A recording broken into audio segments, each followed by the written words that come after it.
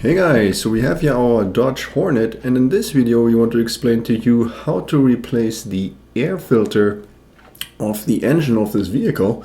So we start out by opening the hood, and here we find this little black lever that we're going to pull all the way until we hear a small popping sound, and that is releasing the hood.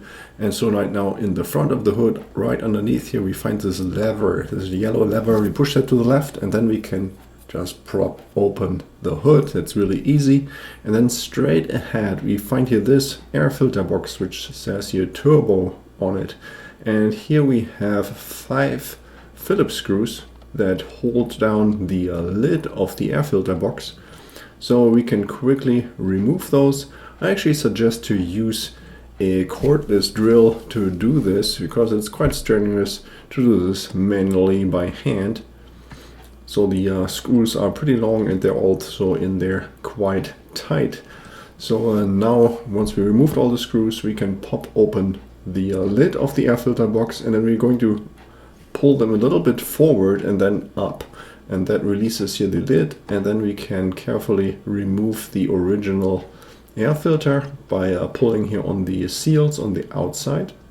So eventually we can pop this out, and now we want to check for debris that's sitting on the bottom of the air filter box. So just look for anything that's floating around in there and take it out.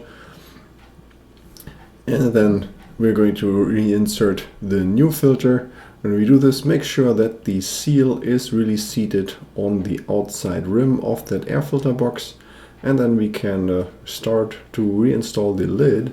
Now the first thing we have to do is take a look at the back side of the air filter box. Here we find this bar with those slots in it, and then we have the corresponding tabs on the lid, and we're going to slide those tabs right into those slots, and this allows us to align the air filter box properly. So now at this point the screw holes here should be aligning right, and so that means now we can reinstall the 5 Phillips screws.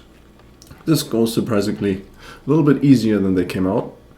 And so once we have done that and we make sure every screw is really tightened down really well, then we're already done, and it's time to close the lid. And we do this with some force, so just like this, just let it drop down really fast, and then we check that we cannot see this yellow lever at this point. So if you've done that right, then we're already done. And I hope you found this video helpful. If you have any more questions or comments, then please leave a message below.